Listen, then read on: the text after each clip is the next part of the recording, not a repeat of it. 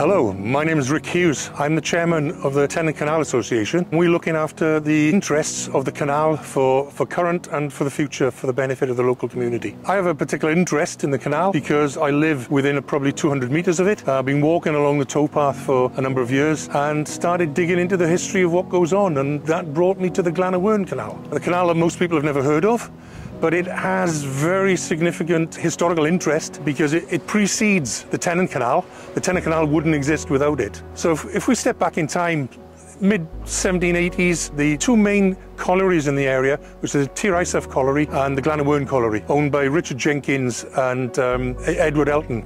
They wanted to get their coal to market. Currently, the only way to get it to market was overland, over to Foxhall, which is roughly between the rugby stadium and Sainsbury's. Boats would come up the river, dry out, they'd fill the boats by horse and cart, and very long, very slow, probably very expensive way to get coal to market. There was no Swansea docks at this point in any way, shape or form, which is quite critical to remember. There was no Port Tenant. There was just fields and mines and people working in mines. Around 1780, the owner of the Glan and Wern Canal, which was Richard Jenkins, had this wonderful idea. There was a cut of an old ditch, drainage ditch, going across the SSSI, Crumlin Bog. Englishman's ditch, Cloudy Saison, still there on the maps now, not much of it in existence, but it was originally put in to drain the land. It obviously had boats in it for some time because previous excavations have found remains of barges in that ditch with the great name of Englishman's Ditch. The wonderful idea was to widen that cutting from the colliery, which is northwest of the SSSI, as it is now, up towards the halfway in, Llansamlet, where the road goes from the halfway in across to Skewin. The colliery was up there. So he decided to take out a lease to build a cutting through the bog down to the western side of the bog itself to where the bog finishes, and you have east to west running flat area of land. So he was going to cut down to there, across through Jersey Marine Village to an area which at that time was known as Troman's Hole. The idea being boats would come across the river to the end of the canal, they'd fill them up with this coal, and they'd ship them back across the river to the coal wharves at Britain Ferry, the Giant's Graves coal wharves. He put in the request for the lease to Lord Vernon, and he died the day the lease was granted.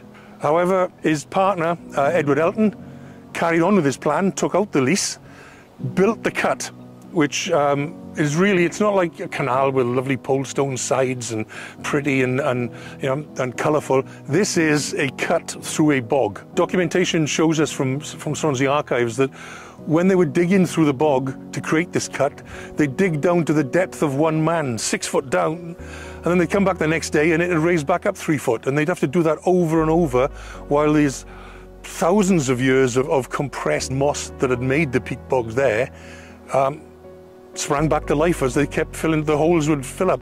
But eventually they put the cutting through, and in 2 years from him starting it, he was able to start running coal barges down to Troman's Hole and getting his coal across the river. Unfortunately, he went bankrupt. There was a distraint order put on the barges and on the canal, stop anybody using it. This was, at this time it had moved over to Lord Jersey, who had taken over all the land in this area. Then along came the entrepreneurial George Tennant. He could see a future, so he took out the lease, he widened the canal, he deepened the canal to allow the barges to come down the canal quicker, horse-drawn, and these were now 30-ton barges.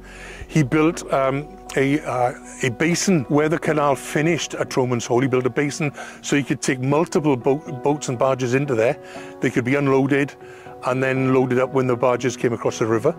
He then added to it, he put lock gates and sea lock gates, so you could actually lock boats in when they come across the river. So instead of having to take all the stuff down to the boats which were drying out in the riverbed, they could come up the canal level to be loaded. He also expanded the canal from where it terminated at Troman's Hole, took it right through to what is now Swansea Docks, the Prince of Wales Docks, creating Tennant's coal wharves. That became the Prince of Wales Dock, and the coal wharves were all down the one side of the dock.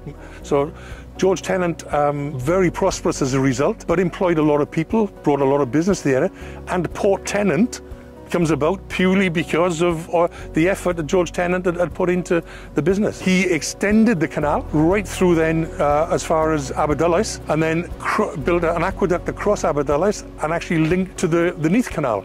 So then you could come from the large coal mines at Aberpergum straight through to Swansea Docks and give a very fast, easy route to market for the coal. That's the history of where the Glan and Wern Canal comes from. Without it, there wouldn't have been a Tennant Canal, and without it, there wouldn't be a Port Tennant, and there wouldn't be the massive financial benefits that this area gained. So where are we today? We've got a ditch that still exists. The Glan and Wern Canal still exists. It's pretty filled in. There are lots of trees growing in it, and it's overgrown in places.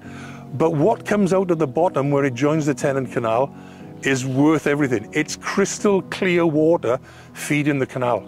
And that is so important for the future, because getting clear water into the canal from a good source makes a possibility of a sound future for the Tennant Canal and the Glan and Wern Canal.